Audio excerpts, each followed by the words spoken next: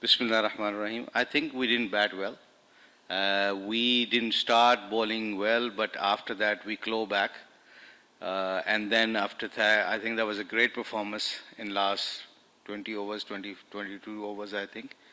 But obviously, credit goes to Pakistani bowlers. I think they bowl very well. So I think we just have to build a partnership.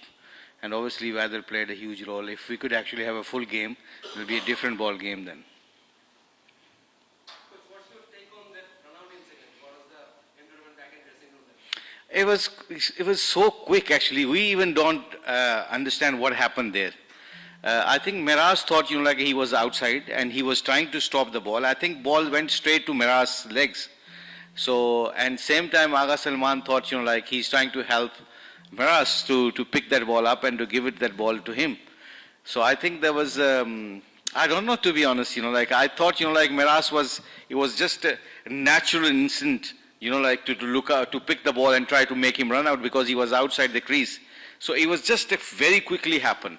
So I think both party was not wrong in that time because I think Agha Salman tried to help him and at the same time Miraz was very much into the game and he thought he can make a people run out. Coach, first match they won so easily, finished the ODI even before iftar. But this one is quite different performance. Do you see any complacency when they win big? I don't think so. It's just a matter of, like we have to play like very clinical, very professional and very, we got to remember our process longer periods of time, to be honest. If we can do that, I think Bangladesh got a very good batting side, to be honest, and they're very experienced. So I hope, like inshallah, if they can apply themselves and read the condition and assess the condition and execute their plans according, and remember the process longer period of time, I think they can challenge any team. Coach, though it is not your department, but you have lots of experience in sharing the dressing room with the players. What actually happened when they batted in ODI format? They haven't played the 15 overs in the last 10 matches out of 7. So what actually happened when they play the ODI game in the batting? What do you mean? I think, look, 50 over is like, I always use that phrase, 50 over like is a mini test cricket. So you got to change your game according to the situation of the game. So sometimes if the ball is swinging, you don't have to play lots of shots. If when you need to have build partnerships. Sometimes some bowlers can bowl a very difficult line and length and they can challenge your, but when they're challenging you, you got to actually use your skills to beat his skills basically. So I think we have to develop that and we have to learn quickly. And I think it's just a momentum because the momentum you have to shift.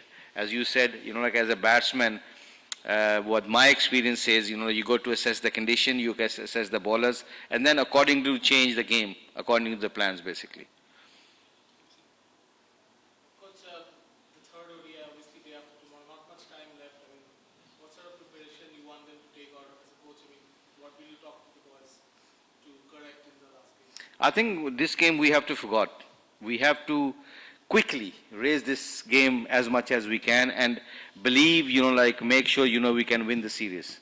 Because I think we potentially, your first game, you can see that when they play good cricket, when they execute their plans well and they believe in themselves, I believe that inshallah they can actually, they can win the series. We can win the series. Coach, you earlier described the incident of the Miraj and Agha, but there is some point, some criticism on Miraj that he did something wrong with the speed of cricket. And what do you think about this? And what was the reaction? How was the reaction? As I said, the ball was still in play. Ball was still in play. Agha was outside the crease.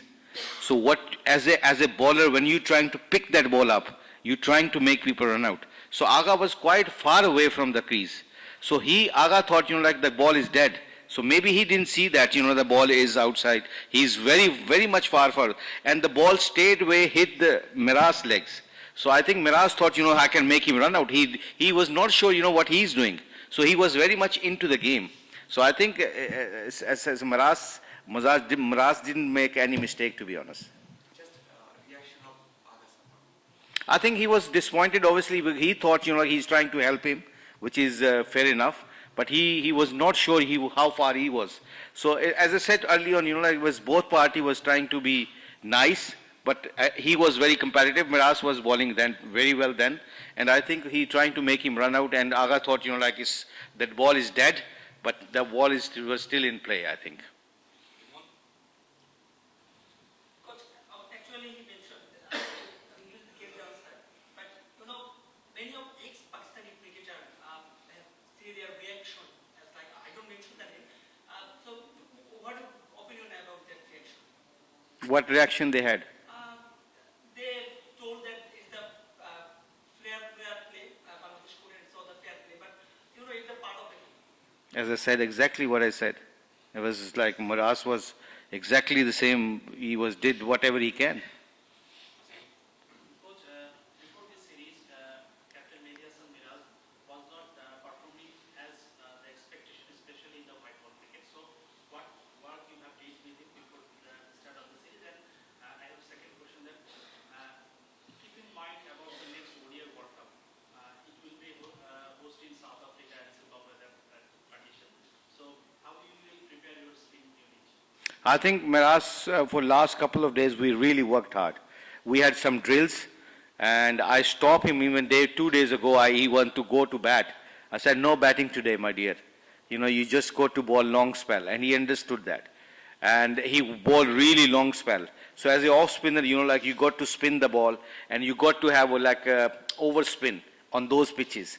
And I think credit goes to Miraz because he understood what my point was as a spin bowling coach. Because as many overs, as many ball he's going to bowl, he's going to be more effective and more confident. So I think credit goes to him. So overall, I think, he did very well. And you talk about South Africa, so that's why we preparing those kind of pitches. So you're going to get those kind of pitches in South Africa. So I think this is very important. Maybe it's going to challenge us, but at the end of the day, if you have a long-term planning, so sometime you got to go through that kind of condition. So you have to get used to it, to playing those kind of pitches. So when you go to the World Cup, so your preparation should be there. When Mas Sadagas was hitting the ball, Miraz had a chance to come in the ball, and as a right-hander off spinner, he could bowl him out very quickly. Yes, he didn't come. What was going through his mind as a captain? And yesterday when Naheed was taking few wickets, Miraz finished his 10 overs. Do you feel the captain is playing safe to get him into the rhythm actually? I don't think so he played a safe because he's bowling so well. Last game he bowled very well. So when you in a good form, you don't protect yourself. I think maybe he was thinking, as he said, he's in interview, the ball may be swinging and seaming. So maybe he thought, the way of Mas Sadakat played, he played very good actually. He played very positive cricket, but because ball was doing a bit, so he thought he's going to maybe get out sooner or later. So he trusted on his fast bowler rather than, his own, bringing himself on. So in hindsight, you always think, okay, he could bring himself and get him out. But I think overall, he trusted in his bowlers. Sometimes plans work, sometimes doesn't. You talk about the wicket, sporting wicket. Will you continue the same wicket in the last match because it's a series decider, or do you have a plan to change? I think it will be for both teams, it will be same pitch. So if you have to complete yourself on an international highest level and you're competing for thinking about the World Cup, I think you got to understand the condition and situations, and then if you can adapt those condition and pitches, I think it will be a great confidence for the team point of view and the batting point of view and bowling point of view also. So having said that, you got to do the hard yards to become a good team. If you do that, and I think you can challenge any team then.